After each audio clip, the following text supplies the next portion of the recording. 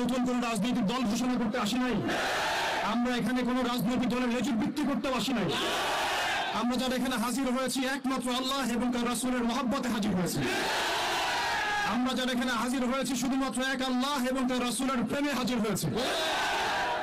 আমরা বাংলাদেশের মধ্যে খেয়াল করে দেখছি অভ্যুত্থান হচ্ছে, সংবিধান সংস্কার হচ্ছে, নতুন রাজনৈতিক দল গঠন হচ্ছে, ইন্টারনাল অনেক মিটিং হচ্ছে, অনেক মিছিল হচ্ছে, পলিসি মেকিং হচ্ছে এবং আমরা দেখছি নির্বাচনের প্রস্তুতি চলছে। কিন্তু 16 কোটি বাঙালির, 16 কোটি মুসলিম দেশের, 16 কোটি মুসলিম জনতার এই বাংলার মাটিতে সাতেমে রাসূলদের বিচারের কোনো ব্যবস্থা গ্রহণ করা হচ্ছে না। তার মানে কি আমরা ধরে নিব যে সাতেমে রাসূল এই ইস্যুটি এবং মুরতাদ এই ইস্যুটি, ব্লাসফেমির এই ইস্যুটি আপনাদের কাছে রাজনীতি, অর্থনীতি, সংস্কৃতি চাইতে গৌণ বিষয়? আমরা কি এটা ধরে নিব? রাসূলুল্লাহ সাল্লাল্লাহু আলাইহি ওয়াসাল্লামের শানের খেলাফ কথা বলা, তার বিরুদ্ধে বক্তব্য দেয়া, লিখনি স্থাপন করা এবং তার বিরুদ্ধে অবস্থান নেওয়া, এটা আপনাদের রাজনীতি, অর্থনীতি, শিক্ষা, সংস্কৃতির চেয়ে বেশি গুরুত্বপূর্ণ? যদি এটা আপনারা প্রচার করতে চান এবং এটা প্রমাণ করতে চান, তাহলে বাংলার তাওহীদি জনতা কিন্তু চুপ করে বসে থাকবে না। আসসালামু আলাইকুম ওয়া রাহমাতুল্লাহি ওয়া বারাকাতুহু। তাকবীর, তাকবীর, তাকবীর। বিসমিল্লাহির রহমানির রহিম। আলহামদুলিল্লাহ নাহমাদুহু ওয়া নুসাল্লি আলা রাসূলিহিল কারীম, আম্মা বা'দ। সম্মানিত তাওহীদি জনতা, আপনারা সকলেই জানেন যে আমরা কি উদ্দেশ্যে এখানে একত্রিত হয়েছে। আল্লাহ রাব্বুল আলামিনের দরবারে আমরা লাখো কোটি শুকরিয়া জ্ঞাপন করছি যে আল্লাহ রাব্বুল আলামিন আমাদেরকে আরো একবার শাপলা চত্বরে আসার তৌফিক দিয়েছেন। এই শাপলা বাংলাদেশকে ঈমান এবং কুফরের মেরুকরণে বিভক্ত করে ফেলেছে। এই শাপলা বাংলাদেশকে তাওহীদ এবং শিরকের মেরুকরণে বিভক্ত করে ফেলেছে। গত জুমার দিন আমরা এখানে ছিলাম।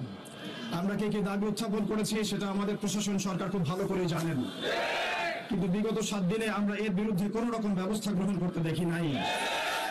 আমরা এখানে তথাকথিত কোনো গণতান্ত্রিক আন্দোলন করতে আসি নাই।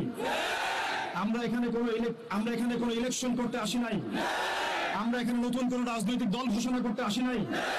আমরা এখানে কোনো রাজনৈতিক দলের লেজুর বৃত্তি করতেও আসি নাই। আমরা যারা এখানে হাজির হয়েছি একমাত্র আল্লাহ এবং তার রাসূলের মহব্বতে হাজির হয়েছি। আমরা যারা এখানে হাজির হয়েছি শুধুমাত্র এক আল্লাহ এবং তার রাসূলের প্রেমে হাজির হয়েছি।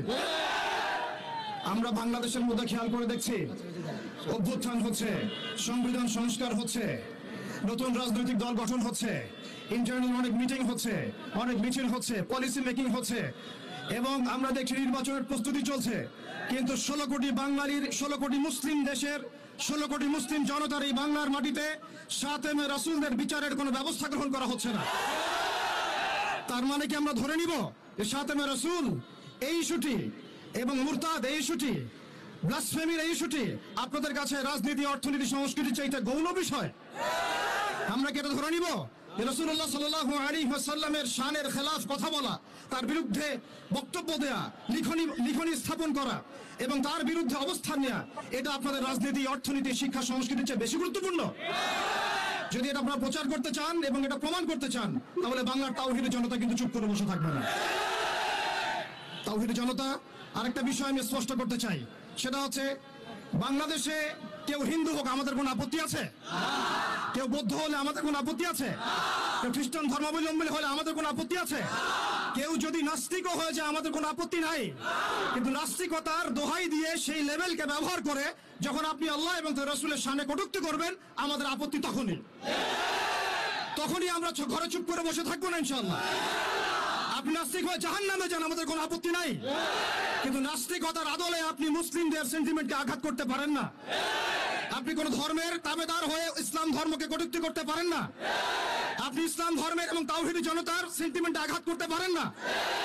আমরা নবী সাল্লাল্লাহু আলাইহি ওয়াসাল্লামের স্পষ্ট হাদিস শুনিয়েছিলাম, আপনাদের সবার মনে আছে, মান সাব্বা নাবিয়ান ফাকতুলু, মান সাব্বা নাবিয়ান ফাকতুলু, মান সাব্বা নাবিয়ান। এখন আপনারা সবাই জানেন এই দায়িত্ব কার উপর বর্তায়? এই দায়িত্ব বর্তায় আমাদের সরকারের উপরে। সরকার মুসলিম হোক, অমুসলিম হোক, ইন্টারিম হোক অথবা দলীয় সরকার হোক, যে কোনো সরকারি হোক না কেন, তার উপরে দায়িত্ব বর্তায় তারা যেন সাতেমে রাসূলের বিচার করেন, তারা যেন আল্লাহ দ্রোহীদের বিচার করেন, তারা যেন ইসলাম বিদ্বেষীদের বিচার করেন, তারা যেন ইসলাম ফোবিয়া যারা ছড়ায় তাদের বিচার করেন। কিন্তু এখন পর্যন্ত আমরা তাদেরকে মামলা নিতে পর্যন্ত দেখি নাই। আমাদের ভাইরা থানায় থানায় ঘুরেছেন, মামলা নেওয়া হয় নাই। এই তথাকথিত গণতান্ত্রিক আইনের এবং এই তাগুতি সিস্টেমের মারপ্যাচে সাতেমে রাসূলের মতো স্পর্শগত ইস্যুতে মামলা নেওয়া হচ্ছে না। তাহলে কি আমরা এটা প্রমাণ করেছেন আপনারা তাহলে যে তাগুতি বিধান কখনোই সাম্য এবং ইনসাফ কায়েম করতে পারে না? আপনারা নিজেরাই প্রমাণ করেছেন যে তাগুতি বিধান এবং মানব রচিত সংবিধানগুলো, আইনগুলো কখনো মুসলিমদের সেন্টিমেন্টের পক্ষে আসতে পারে না। তারা কখনো সাতেমে রাসূলের পর্যন্ত বিচার করতে পারে না। তারা আল্লাহ দ্রোহীদের বিচার করতে পারে না। তারা ইসলাম বিদ্বেষীদের কোনো বিচার করতে পারে না। আপনারা পারেন শুধু দুটো কাজ করতে, এক পশ্চিমাদের তাবেদারি করতে এবং দুই ভারতীয়দের তাবেদারি করতে এবং তাদের অভ্যন্তরীণ দালালদের তাবেদারি করতে।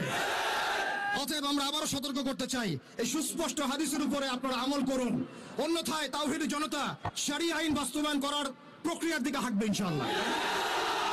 ইয়া খিলাফা ইয়া শাহাদাত, হয় খিলাফত না হয় শাহাদাত, হয় খিলাফত না হয় শাহাদাত।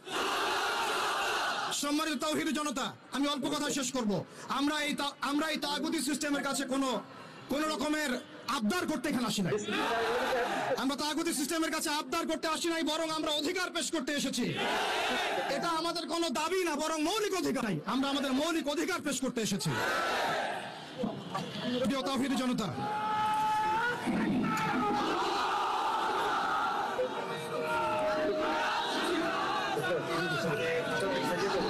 প্রিয় তাওহীদি জনতা, আমাদের হাতে সময় কম, আমি 2 মিনিটে শেষ করছি। আমরা এখানে বিগত জুমায় রাখাল রাহা এবং তার দোষকদের ব্যাপারে ব্যবস্থা নেওয়ার জন্য এখানে এসেছিলাম, এই দাবি উত্থাপন করার জন্য এসেছিলাম, কিন্তু আমরা এর কোনো বাস্তব প্রতিফলন দেখি নাই। আজকে আমরা আরো বড় পরিসরে দাবি দাওয়া পেশ করব, বরং এটা আমাদের অধিকার।